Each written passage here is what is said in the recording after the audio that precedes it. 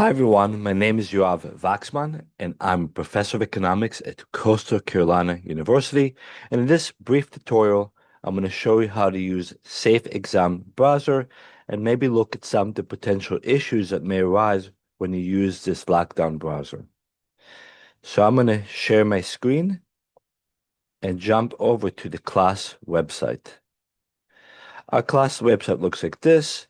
We have 3 sections in the class. At the end of every section, there's a test, and there's also a quiz on the syllabus at the beginning of the class.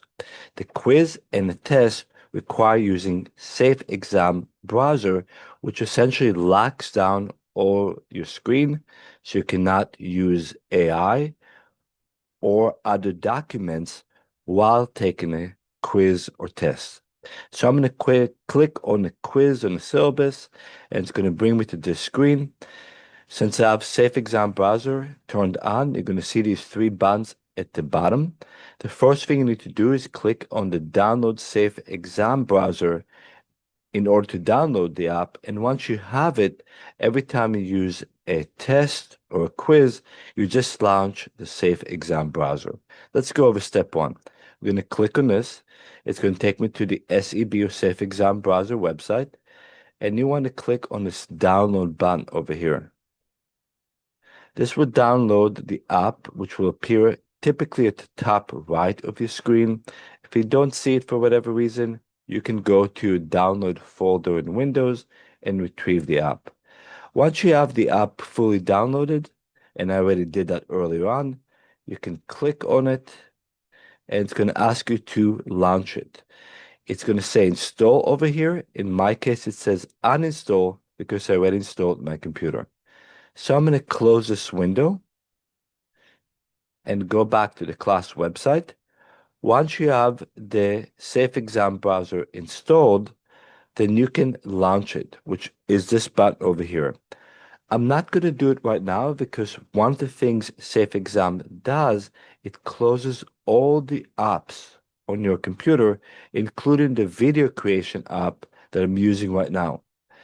But just note that once you click this button, it's going to take you to the Safe Exam Browser.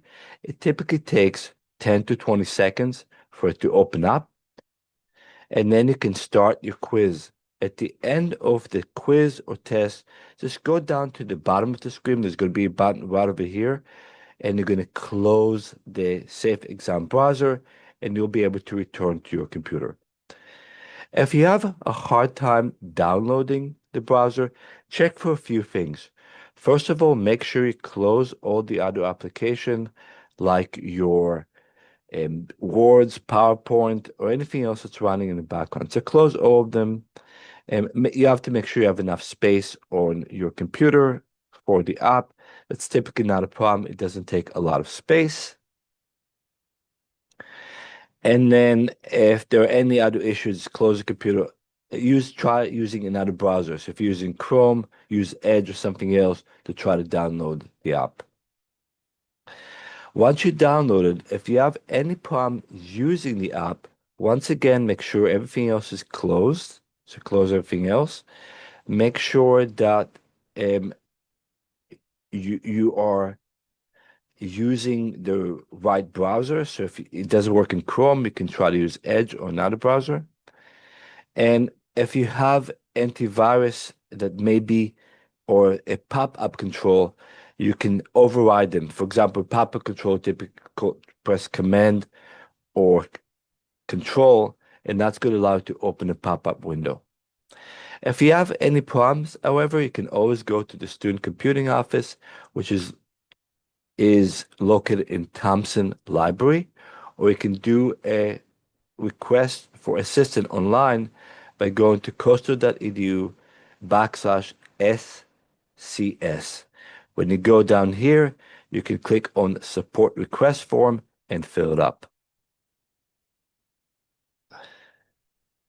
So while Safe Exam Browser is a little bit of a hassle, and some of you may experience some technical issues, there is help. You can always go to Student Computing Service and get help.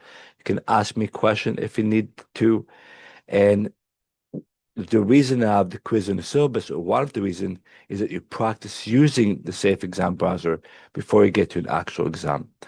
So make sure that you give yourself extra time to download it and configure it before you take the test. I wish you luck. If you need anything else, just feel free to contact me.